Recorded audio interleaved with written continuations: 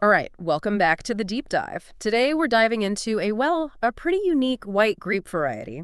It's called Loureiro, and it's all the way from Portugal. Specifically, we're going to be exploring its aromatic potential. It's native to Portugal's Vinho Verde region, and we've got a lot to unpack today, I think. Yeah, we do. We're going deep into the Loureiro grape, going way back to its origins, how it's tied to that specific place, the terroir, how the winemakers are working with it, what it actually tastes like, and of course, where you can find it, all that good stuff.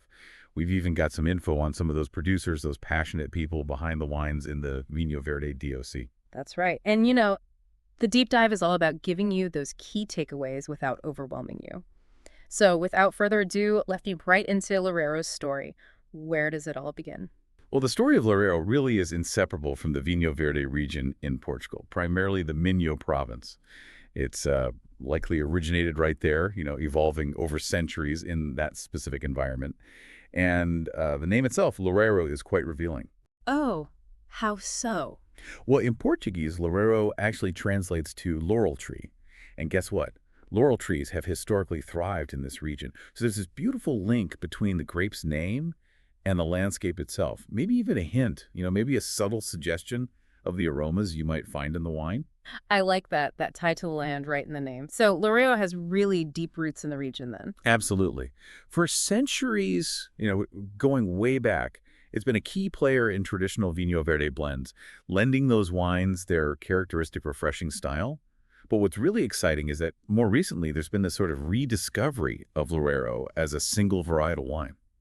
Oh, so a shift from blending to going solo. What spurred that change? It's a couple things, actually. You've got a new generation of winemakers, those really innovative types, who've been pushing the boundaries and focusing on how to make the most of Loureiro's distinct character. So they saw that potential and ran with it. Exactly. And on the consumer side, there's been this growing interest in white wines that are lighter, more aromatic, a bit of a departure from those heavier oaky styles. And Loureiro really fits the bill perfectly. It sounds like the grape was just waiting for its moment. You could say that. They've been experimenting with new winemaking techniques, really focusing on how to best preserve those delicate aromas Loureiro's known for. Things like carefully controlling the fermentation temperatures and really paying attention to how the grapes are handled in the winery. I see. So a blend of tradition and modern techniques. Now, we can't talk about wine without talking about terroir, can we? It's the foundation of everything, right? Exactly. The land where the grapes are grown, it makes all the difference. And for Loureiro, the primary growing region, as we said, is Vinho Verde, particularly the Minho province. But what's interesting is that there are actually 9 subregions within Vinho Verde. 9! I didn't realize it was so diverse. So within that larger region, the terroir really shapes how Loureiro expresses itself, huh? Exactly. You might find that a Loureiro from the Lima subregion, for example, has slightly different characteristics than one from, say, Amarante. The nuances are really fascinating. It makes sense. So paint a picture of the climate there. What is it about the Vinho Verde region that influences the grapes? Well, it's all about the Atlantic, right on the coast. Yeah. High rainfall, mild temperatures, and a good amount of humidity. That maritime climate, it's essential for the slow, gradual ripening of the Loureiro grapes. And why is that slow ripening so important? It gives the grapes time, you see, time for those complex aromas to fully develop, while still holding on to that balanced acidity that makes Loureiro so refreshing. In fact, some Loureiro wines, you might even detect a subtle saline note, a hint of the sea breeze in there. Wow, that's amazing. I love that connection to the ocean. So the Atlantic plays a huge part, but what about the soil itself? Yes, the soil, very important. Vinho Verde is known for its granitic soils. They're generally low in organic matter and drain really well, which helps concentrate the aromas and flavors in the grapes. And often you get a sense of minerality in the wines as well, that sort of, earthy, stony quality. I see. So the soil really contributes to that concentrated flavor. Absolutely. Mm. And while granite is the most common, you do find patches of schist and alluvial soils throughout the region, adding even more complexity to the terroir.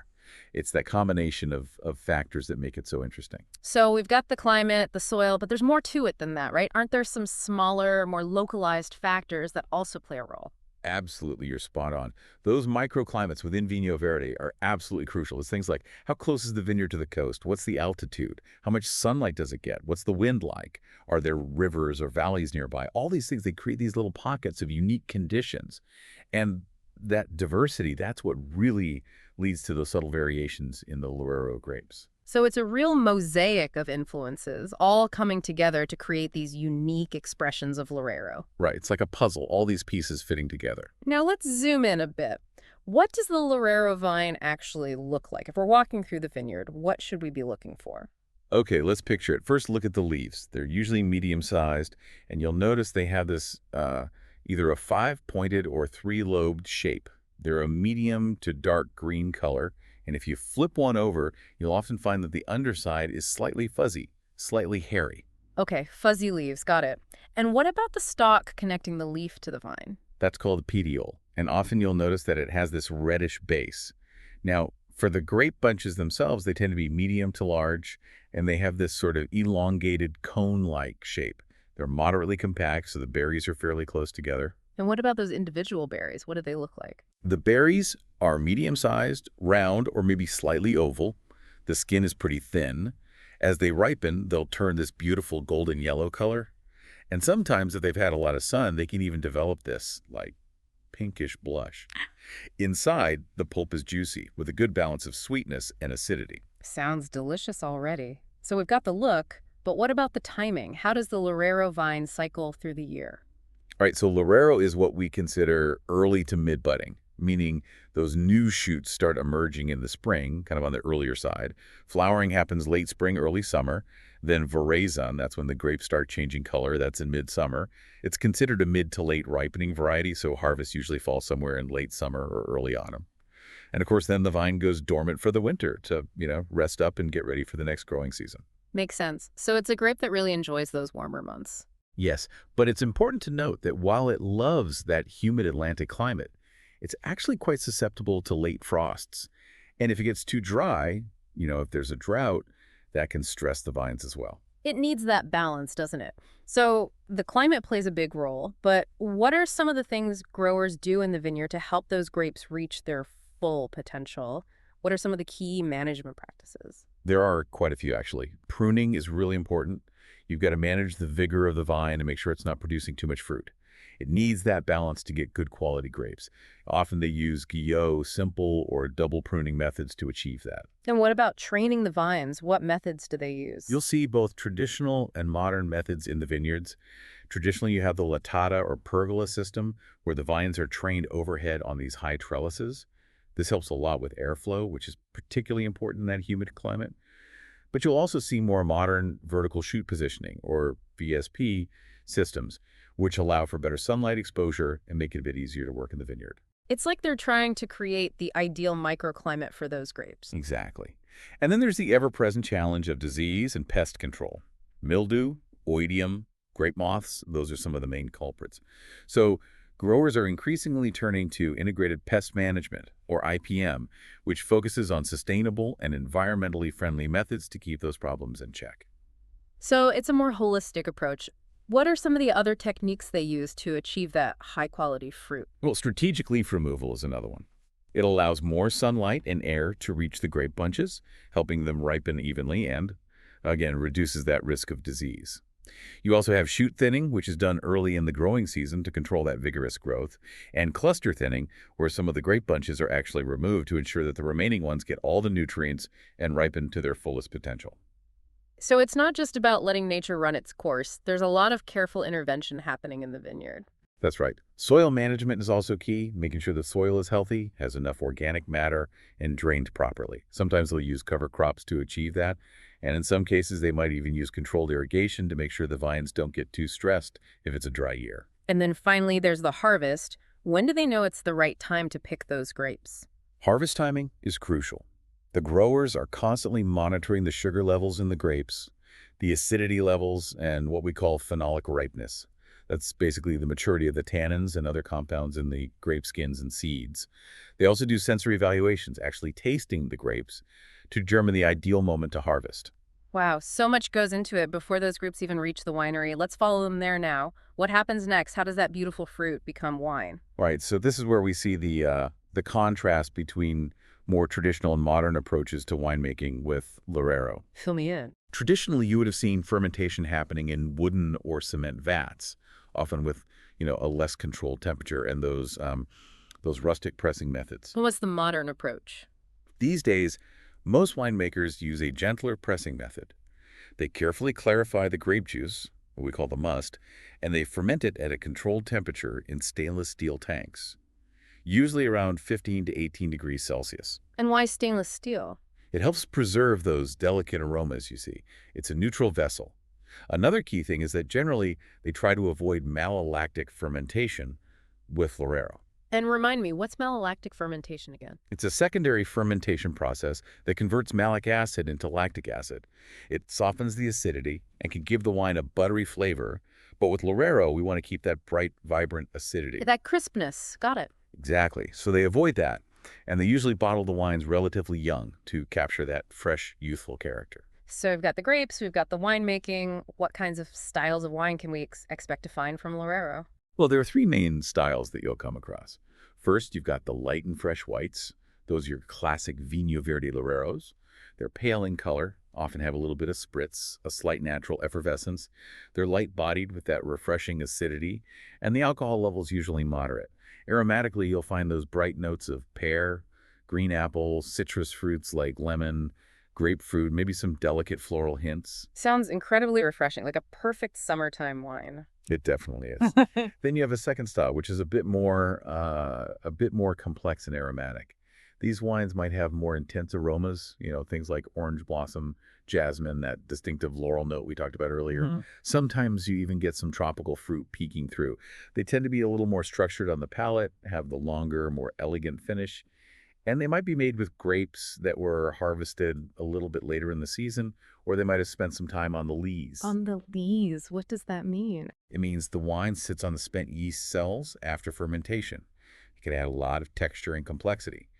And then finally, you have sparkling Loureiro. Loureiro is a great grape for sparkling wine because it's got that naturally high acidity. So bubbly Loureiro. Exactly. They're fresh, lively, with those fine, persistent bubbles. And of course, you get those lovely floral and citrus aromas that we associate with Loureiro. You can find sparkling Loureiro made in both the traditional method, like champagne, or the Charmat method, which is done in a tank. Interesting. So we've talked about the different styles and how fermentation temperature is a key factor.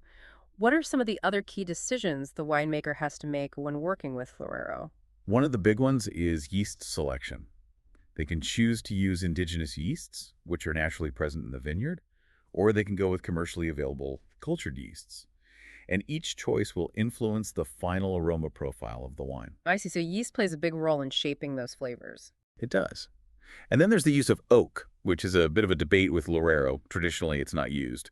But some winemakers will use a little bit of oak aging, very judiciously, to add a layer of complexity and texture without overpowering those delicate primary aromas. So it's a matter of balance, as with everything in winemaking, finding that sweet spot. Exactly. And if they do use oak, it might be French oak or American oak, and they'll have to decide whether to use new oak barrels or ones that have already been used a few times.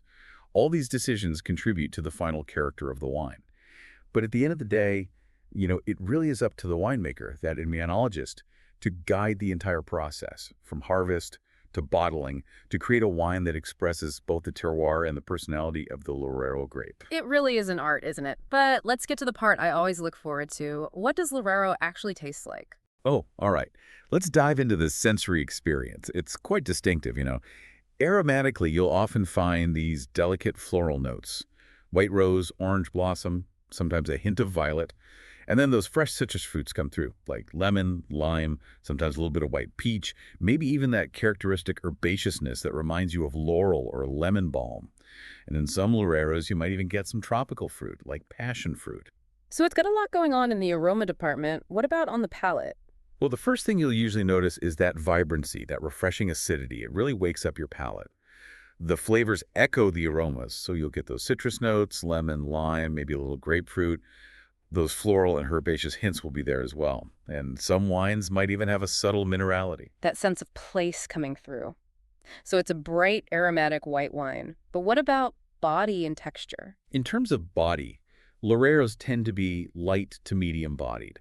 They've got that nice acidity that lifts them up, and the texture is usually soft because, it's a white wine, so those tannins are low. But what's really interesting is how the aromatic intensity sort of balances out the lighter body. I see. So those aromas really make an impact. Now, are these wines meant to be enjoyed young, or can they age? While a lot of Loureiros are made to drink young, fresh and vibrant, some of those higher quality examples can definitely benefit from a bit of aging. Over time, they might develop these notes of honey, beeswax, dried fruits like almonds or hazelnuts. You might also see those subtle herbal and spice notes becoming more pronounced. The acidity integrates further, and that minerality can become more evident. It sounds like time can really add another layer to these wines. Now, how much do the terroir and the winemaking choices actually impact those sensory characteristics? Oh, they have a huge influence, definitely. We talked about the Atlantic, the soils, those different subregions. All of that comes through in the taste. Like a Loureiro from the Lima subregion might have more pronounced citrus notes, whereas one from a higher altitude vineyard might be more floral, maybe have a bit more acidity. And then the winemaker's choices come into play. How they ferment the wine, if they let it spend time on the lees, if they use oak, all of that shapes the final aromas, flavors, and even the texture of the wine. It's a real collaboration, isn't it? You could say that. Do you have any tips for people who want to really experience Loureiro to its fullest, like how to best taste it? Absolutely. First, make sure you chill it down properly. About 8 to 10 degrees Celsius is ideal. That way you get all that freshness and vibrancy.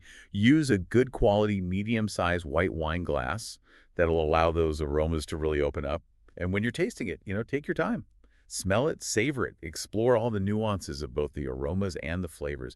Pay attention to the acidity, the texture, how long the finish lasts, all those things. Great advice.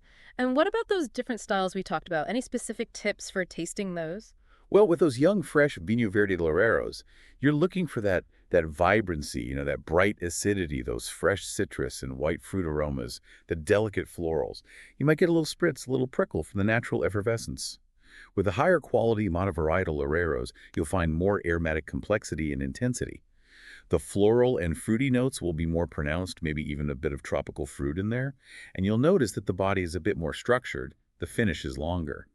And then for the aged Loureiros, you'll have those more complex aromas, honey, nuts, maybe some subtle spice. The acidity is more integrated, and the minerality is more evident. Sounds like there's a Loureiro out there for everyone, no matter what their taste preferences are. I think so. And that brings us to my personal favorite topic, food pairings. How does Loureiro play with different cuisines? Loureiro is fantastic with food. Yeah. Got that elegance, that refreshing acidity, those lovely aromas. It really is quite versatile. Give me some examples. Let's start with the classics, those perfect pairings from Portugal. Okay, well, you can't go wrong with Loureiro and those classic grilled sardines, sardinhas asadas. The acidity cuts right through that richness of the fish. It's also fantastic with arroz de marisco, that amazing Portuguese seafood rice dish. The wine cleanses the palate between bites, and it really enhances the freshness of the seafood. It sounds like a match made in heaven. What about with cod? For those less intense bacalhau preparations like bacalhau cozido, boiled cod, a bras, shredded cod with eggs and potatoes, or even camanadas, cod with cream, Loureiro provides a lovely contrast. And it works really well with white meats, too. Things like lemon herb chicken, roast suckling pig, polvo al agorero, which is that delicious octopus dish. I'm getting hungry just thinking about it. And don't forget cheese. Loureiro is fantastic with fresh, soft cheeses like Serra da Estrela or Requesón. That creaminess paired with the freshness of the wine, it's just perfect. And even with cold soups like gazpacho or assorted de marisco, Loureiro can hold its own. Wow, so it's more versatile than I initially thought. It's not just about seafood then. No, not at all. It actually plays quite nicely with international cuisines as well. Asian cuisine, for example, particularly Japanese dishes like sushi, sashimi, tempura, or even those spicy Thai salads and coconut milk curries. The Loureiro's acidity and aromatics really balance out those flavors. Makes sense. What about other cuisines? Oh, it's a natural fit for Mediterranean dishes, too. Think Greek salad, grilled fish with herbs, tzatziki, seafood pasta with olive oil, and even some Latin American cuisine. Ceviche, for example, where that acidity is so important. Or fish tacos with all the fresh toppings. So lots of options. Now, going back to the different styles of Loureiro, do they pair better with certain types of dishes? Definitely. Those young, fresh Vinho Verde Loureiros, they're perfect for lighter dishes. Think light seafood salads, frank oysters with a squeeze of lemon, steamed mussels, grilled or steamed whitefish, things like that. What about the more structured Loureiros? Those can handle a bit more richness. They'll pair well with roasted sea bass, seafood risottos or stews, baked cod, maybe even some roasted poultry with herbs and spices. And for sparkling Loureiro, that's your go-to for appetizers and celebrations. Canapes, fresh oysters, cooked shrimp, tapas, light charcuterie, anything fried, like pichinos de horta or tempura. It can even handle some sweet and sour dishes and lighter fruit-based desserts, things like pavlova. So when we're thinking about pairing Loureiro, what are the key things to keep in mind? Well, it all comes back to acidity and aromatics.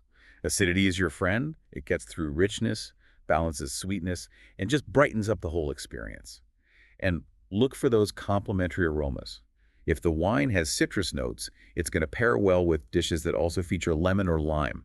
Think about matching the intensity of the wine with the intensity of the food, and always use that acidity to your advantage to cut through any richness in the dish. Awesome advice. Now, for our listeners who are ready to go on a Loureiro adventure, what should they be looking for? Tell us about the denominations and producers. Well, as we've been talking about, Vinho Verde DOC is really the heartland of Loureiro.